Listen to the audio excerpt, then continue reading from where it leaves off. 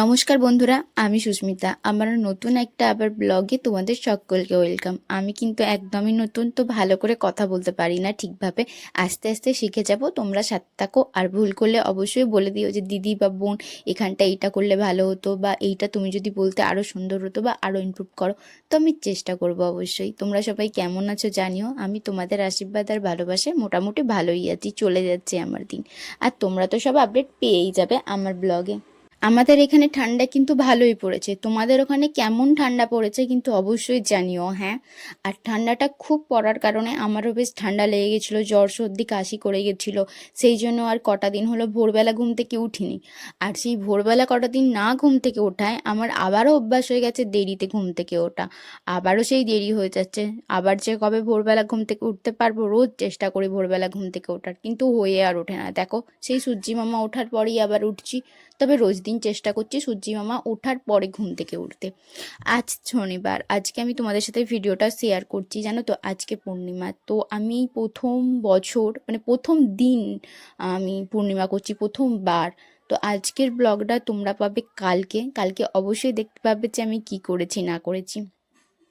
সকালবেলা উঠে এমন অভ্যাস হয়ে গেছে, দেরিতে উঠি বা সকালে উঠি, একটু না শরীরচর্চা করলে সারা দিনটা যেন কেমন একটা ম্যাচ করে, ভালোই লাগে না।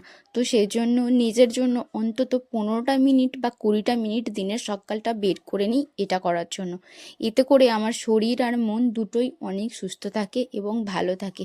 এই যে ইয়োগা প্রাণায়াম এই সমস্ত জিনিস করলে না নিজের মধ্যে একটা আলাদাই একটা ব্যাপার চলে আসে, মানে যেটা না আমি হয়তো করার পরে বুঝতে পারছি, নিজে একটু শান্ত শান্ত ভাব আসে, প্লাস শরীর ভালো থাকে, জানো তো। আর আমি তো শারীরিকভাবে একটু বেশি অসুস্থ আমার বয়স অনুযায়ী। তো আমি কিন্তু সুস্থ আছি, অনেকটাই ভালো আছি, জানো তো। এটা করে বেশ বড় হয়ে গেছে। তবে হ্যাঁ, বড্ড আস্তে আস্তে বড় হচ্ছে, কি আর করা যাবে। কিন্তু বড় তো হচ্ছে, বেঁচে তো আছে, এটাই অনেক।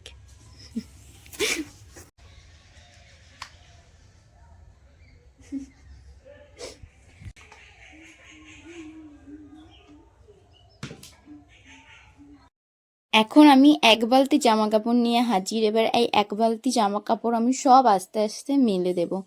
মা জামা কাপড়গুলো কেচে ধুয়ে দিয়ে গেছে, আমাকে একটু কাজের তাড়া ছিল, তো সেজন্য বললো জামা কাপড়গুলো একটু মেলে দিবি। আর সেজন্য আমি জামা কাপড়গুলো মেলে দিলাম।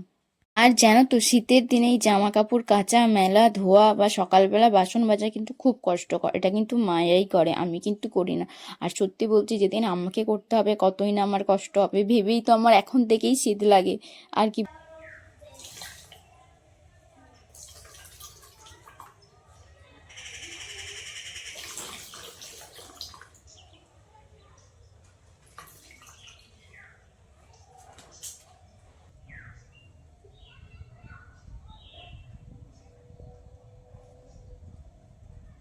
তারপরে ঘুম থেকে উঠে পুরো ঘরদোর ভালো করে ঝাঁট দেওয়া হয়েছিল না, সেই জন্য ঝাঁট দিয়ে দিলাম। ঘরের ঝাঁট দেওয়ার ভিডিও তো তোমাদের সাথে রোজই শেয়ার করি, তাই আজকে ভাবলাম সিঁড়ি ঝাঁট দেওয়ার ভিডিও তোমাদের সাথে শেয়ার করি। আর আমাদের গাড়ির সিঁড়িগুলো বেশ একটু অন্ধকার, জানো তো, সেজন্য একটু আলোর অসুবিধা হয়। দিনের বেলাও আমি আলো জ্বেলে ভিডিও করছি, এতটাই অসুবিধা হয়।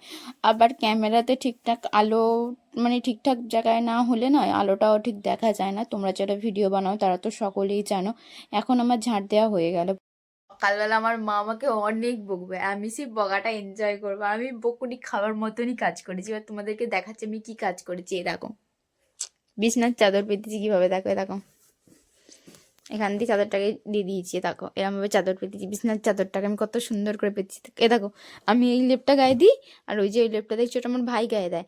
আর ওই যে কাপড়টা দেখছো, প্রথমে ভেবেছিলাম ওই কাপড়টাই বিছনাতে পাতবে। দেখো, ওই যে ছেঁড়া চাদরটা, মানে এটা চাদরটার নিচে ছিল, এই উপরের চাদরটা না আমার মা কেচেছে।